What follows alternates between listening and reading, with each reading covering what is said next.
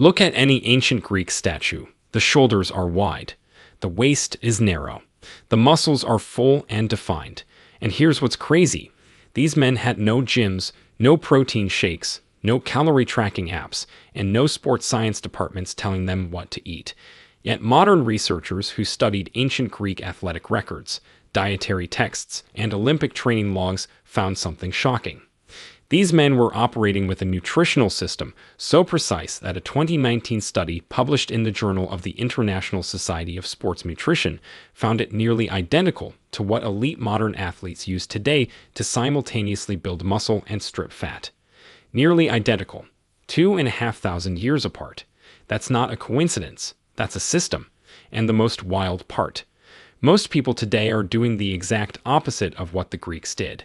And that's exactly why they keep losing muscle while trying to get lean. We're going to break down all 4 parts of the Greek dietary system today, ranked from important to most important. But first, the number 1 secret. It has nothing to do with what food they ate. It's about when they ate it, and a 2016 landmark study out of the University of Alabama found it produced a 52% greater fat loss result with 0 muscle loss compared to the control group. Stay with me, because that's coming up last, and it will completely change how you think about food. Number 4, high-quality animal protein as the foundation of every single meal. Ancient Greek athletes didn't mess around with their protein. Historical records and dietary texts from figures like Galen, the most famous physician of the ancient world, document that Greek Olympians consumed substantial amounts of animal protein at every single meal. We're talking oxen, goat, fish, and eggs, not occasionally, every day, every meal, without exception. And modern science has spent the last 2 decades trying to figure out why this was so effective, and the findings are honestly stunning. Here's what you need to understand first. Protein is not just a macronutrient. It is the literal building material of your muscle tissue. When you eat protein, your body breaks it down into amino acids, and those amino acids go directly into repairing and rebuilding muscle fibers. But the quality of the protein matters enormously. Animal proteins are what scientists call complete proteins, meaning they contain all 9 essential amino acids your body cannot produce on its own. Plant proteins, on the other hand, are almost always incomplete, missing 1 or more of those critical amino acids. A 2020 meta-analysis published in the British Journal of Nutrition looked at 49 separate randomized controlled trials involving over 1,800 participants. The conclusion was clear. Animal protein was significantly more effective at preserving lean muscle mass during periods of caloric restriction compared to plant-based protein. We're talking about a 31% difference in muscle retention. That's not a small margin. That is the difference between looking like a Greek statue and looking like you've been sick for 3 months after a diet. The Greeks also consumed a lot of fish, which brings in another layer. Fish is loaded with omega-3 fatty acids. A 2021 study in the American Journal of Clinical Nutrition found that omega-3s reduce muscle protein breakdown by up to 18% during a caloric deficit. The Greeks didn't know the mechanism. They just knew that fish made their athletes leaner and stronger. They were right. Modern science just finally caught up to explain why. Now here's the practical piece for this part. The Greeks were eating roughly 1.5 to 2 grams of animal protein per kilogram of body weight daily, spread evenly across their meals. A 2018 study from McMaster University confirmed that this spread, rather than front-loading or back-loading your protein, produces a 25% greater muscle protein synthesis response over 24 hours. That means more muscle preserved, more fat burned for fuel instead. The Greeks stumbled onto this distribution pattern thousands of years before protein science existed. What also made their protein intake unique was the cooking method. Grilling and roasting over open flame, the dominant Greek cooking methods, preserved the protein structure better than boiling, which can degrade some acid availability. A 2015 study in the journal Food Chemistry found that dry heat cooking methods retained up to 12% more bioavailable acids compared to boiling the same cuts of meat. That might sound minor, but when you're depending on protein as your muscle's primary building material, Every percentage point of absorption counts. The Greeks weren't just eating the right amount of protein. They were preparing it in a way that maximized how much their bodies could actually use. Now let's step up one level, because protein alone wasn't their whole system. If this is already changing how you think about food, hit subscribe. We break down ancient secrets with modern science every week. Number 3. Strategic use of olive oil and dietary fat to optimize hormones. This is the part that most modern dieters get completely wrong. When people want to get lean, the first thing they usually cut is fat. They switch to low-fat everything. They avoid oils. They trim every piece of meat down to zero. And then they wonder why they feel terrible. Their libido crashes, their energy disappears, and they can't hold on to their muscle. The ancient Greeks did the exact opposite. Olive oil was not a condiment to the ancient Greeks. It was a staple. It was currency. It was medicine. Greek athletes consumed it in large quantities, drizzled on food, consumed before competition, and even rubbed on the body before training. They understood intuitively that fat was not the enemy. And modern endocrinology, the science of hormones, has completely validated this ancient wisdom. Here is the key mechanism. Dietary fat, specifically monounsaturated and saturated fat from quality sources, is the raw material your body uses to manufacture testosterone and other anabolic hormones. The word anabolic just means muscle building. Without adequate dietary fat, your body literally cannot produce enough testosterone to maintain muscle mass. A 2021 study published in the Journal of Steroid Biochemistry and Molecular Biology found that men who dropped their fat intake below 20% of total calories saw a 36% reduction in free testosterone within just 4 weeks. 36% gone in 1 month just from cutting fat. The Greeks weren't cutting fat, they were embracing it, and because their testosterone levels stayed high, they maintained their lean muscle mass even while staying lean. This is the hormonal paradox that destroys most modern diets. You think you're being smart by cutting fat, but you're actually torching the very hormone that keeps you muscular. It's worth noting that not all fats are equal, and the Greeks were naturally consuming the right ones. Their fat came from olive oil, whole eggs, fatty fish, and goat dairy, all sources rich in monounsaturated and saturated fats with very little of the inflammatory omega-6 fats that dominate modern processed food. A 2018 study in prostaglandins, leukotrienes, and essential fatty acids found that replacing omega-6 dominant fats with omega-3 and monounsaturated sources reduced systemic inflammation markers by 27% over 12 weeks. Lower inflammation directly translates to better muscle retention and faster recovery between training sessions. Olive oil specifically brings something else to the table. A 2019 study in the journal Nutrients found that oleic acid, the primary fatty acid in olive oil, directly activates a cellular pathway called mTOR. mTOR is essentially the on switch for muscle protein synthesis, so olive oil doesn't just support hormones. It directly signals your cells to build and hold on to muscle. The Greeks were using it every day, every single day. There is also a satiety component here that cannot be overlooked. Dietary fat slows gastric emptying, meaning food stays in your stomach longer, and it triggers the release of a hormone called cholecystokinin, which sends a very strong fullness signal to your brain. A 2017 study in the European Journal of Nutrition found that diets with adequate fat content resulted in 19% fewer total calories consumed over 24 hours compared to low-fat diets, despite no caloric restriction being imposed. The people eating fat were naturally eating less. The Greeks were lean not because they were starving. They were lean because their food actually satisfied them. Now we move to something the Greeks used that almost nobody talks about today. Number 2. Fermented foods and gut health as the hidden engine of body composition. Most people have never heard of this connection. The idea that gut bacteria could influence whether you're lean or fat, muscular or soft, energetic or exhausted. It sounds like science fiction, but it's not. It's one of the most explosive areas of nutritional research in the last decade, and the ancient Greeks, completely by accident, had built a diet that absolutely optimized gut health. The result was a body composition that modern athletes train years to achieve. The ancient Greek diet was rich in fermented foods. Wine consumed with meals but always diluted, never drunk in excess during training cycles. Fermented fish sauces called garum, which were essentially ancient probiotic condiments. Aged cheeses from goats and sheep. Olives cured in brine. Fermented barley drinks. These were not treats or occasional additions. These were daily dietary staples for the Greek athlete. Here is why this matters so profoundly. Inside your gut lives a community of trillions of bacteria known as the gut microbiome.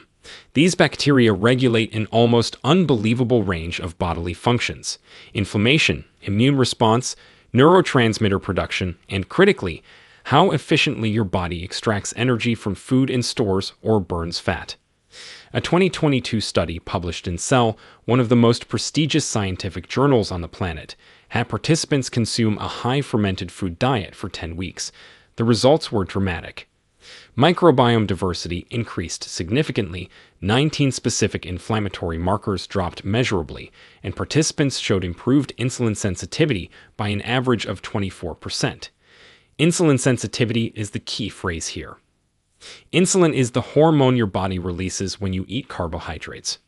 When you have high insulin sensitivity, your muscles absorb glucose efficiently. You use carbohydrates for energy and muscle fuel rather than storing them as fat, and your body maintains a lean composition naturally. When insulin sensitivity is poor, which is the case for most sedentary people on modern diets, those same carbohydrates get stored as body fat. The ancient Greeks had incredible insulin sensitivity, and their fermented food consumption was almost certainly a major reason why. There's another layer here involving inflammation. Chronic low-grade inflammation, the kind you can't see or feel, but that's always running in the background, is one of the primary drivers of muscle loss. A 2020 study in the Journal of Cachexia, Sarcopenia, and Muscle found that elevated inflammatory markers were associated with a 41% faster rate of muscle protein breakdown. That's muscle melting away because your body is in a constant state of low-level biological alarm. The probiotic-rich fermented foods the Greeks consumed were systematically suppressing this inflammation. They were protecting their muscle mass without ever knowing that's what they were doing. There's also a fascinating gut-brain connection here. The gut produces about 90% of your body's serotonin. Serotonin regulates mood, motivation, and critically, appetite. A well-fed, diverse gut microbiome produces more serotonin, leading to better mood, better willpower, and more natural appetite regulation. The Greeks weren't white-knuckling their diet. Their gut was doing the heavy lifting for them. Now we get to the number one secret. The one backed by the most dramatic study results. The one the intro teased. This changes everything. Number 1. Time-restricted eating and the precise meal window that drove everything. This is it. This is the big one. And here is where the Greek system truly becomes something special. Ancient Greek athletes did not eat all day long. This might sound obvious, but consider how radically different it is from modern culture, where people eat from the moment they wake up until right before they sleep. Breakfast, mid-morning snack, lunch, afternoon snack, dinner, evening snack. 6 to 8 eating events per day. Insulin spiking constantly. Fat burning essentially switched off for the majority of the day. The Greeks did something completely different. Based on historical accounts from Philostratos, Galen, and athletic training records from the ancient Olympic Games, Greek athletes ate within a compressed window. They trained in a fasted state in the morning. They broke their fast mid-morning to early afternoon after training. They consumed a larger structured meal in the late afternoon or early evening, and then they stopped eating. The window was roughly 6 to 8 hours, then nothing until after training the next day. What they were unknowingly doing was time-restricted eating, specifically a form that modern researchers now call the Early Time-Restricted Feeding Protocol, or ETRF. And the science on this is absolutely jaw-dropping. The landmark study here comes from the University of Alabama in 2016. Researchers took 2 groups of men with obesity. Both groups ate exactly the same number of calories and exactly the same foods. The only difference was the eating window. One group ate across a normal 12-hour window. The other ate within a 6-hour window, finishing their last meal by 3 p.m. After 5 weeks, The time-restricted group showed a 52% greater reduction in body fat compared to the normal eating group, despite eating the exact same calories. They also showed a 48% improvement in insulin sensitivity and significant increases in the fat-burning hormone adiponectin. The 12-hour group lost some fat too, but nowhere near the same amount. Same food, same calories, radically different results. Here is the mechanism. When you stop eating, your insulin levels drop. Insulin is a storage hormone. When it's elevated, your body is in storage mode and fat burning is suppressed. When insulin drops and stays low for an extended period, your body shifts into what's called a fat oxidation state. It starts breaking down stored body fat and using it for energy. The longer your fasted window, the deeper into fat oxidation you go. A 2019 study in the New England Journal of Medicine found that a 12 to 16-hour fasted window also significantly upregulates a cellular cleaning process called autophagy, essentially your cells clearing out damaged components and recycling them. This process is anti-inflammatory, anti-aging, and directly supportive of muscle quality. But here is the part that makes the Greek approach genius. They didn't just fast randomly. They trained during the fast.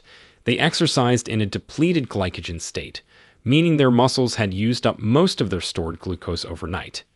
When you train in this state, your body dramatically increases what's called fat oxidation during exercise. A 2017 study in the Journal of Nutrition found that fasted training resulted in 20% greater fat oxidation compared to fed training, without any meaningful difference in muscle protein breakdown when protein intake was adequate throughout the rest of the day. The Greeks were hitting their animal protein targets, so the muscle was protected. The fat was being burned simultaneously. Now here is the exact protocol you can apply starting today, and there are no separations here. This flows together because it must be done as a unified system, not as individual steps you can mix and match. Wake up in the morning and train in a fasted state. Water and black coffee or black tea are fine, as both have been shown to enhance fat oxidation and do not break the fast in any metabolically meaningful way, according to a 2020 study in the European Journal of Applied Physiology. Do your training, weights, sprints, whatever your method is, and do not eat until training is complete.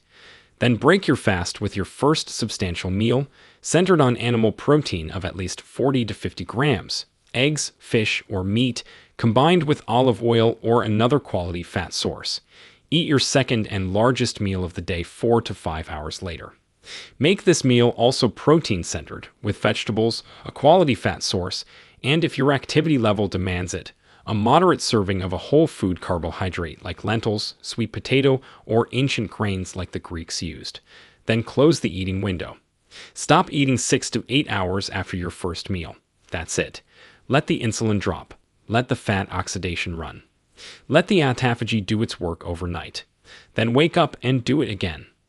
A 2022 study in Obesity Reviews that analyzed 35 separate trials on time-restricted eating found that this protocol consistently produced fat loss of 1.5 to 3.5 kilograms over 8 to 12 weeks while preserving lean muscle mass, even without any formal caloric restriction being imposed. You are not starving yourself. You are not counting every gram. You are working with your biology the way the ancient Greeks worked with theirs, by compressing the feeding window, anchoring it around training, centering every meal on quality protein and fat, and supporting your gut microbiome with fermented foods that keep inflammation low and insulin sensitivity high. The Greeks built their physiques over years of consistent application of these 4 principles together, not one in isolation. Not protein alone, not olive oil alone, not fasting alone. The system worked because all 4 parts reinforced each other. The protein preserved the muscle. The fat supported the hormones that built the muscle. The fermented foods kept the gut healthy and inflammation low so the muscle could survive. And the time-restricted eating window ensured the body was burning fat as the primary fuel source for the majority of every single day. 2,500 years ago, with no science, no labs, no macros, no apps, they figured this out. And the studies keep proving they were right. Now you have both the ancient wisdom and the modern science to back it up. The only question left is whether you'll actually use it. Now, we want to hear from you. Which part of the Greek system surprised you the most? The fasting window, the fat strategy, or something else? Share with us your experiences and opinions in the comments below. We love to hear them. Thanks for watching.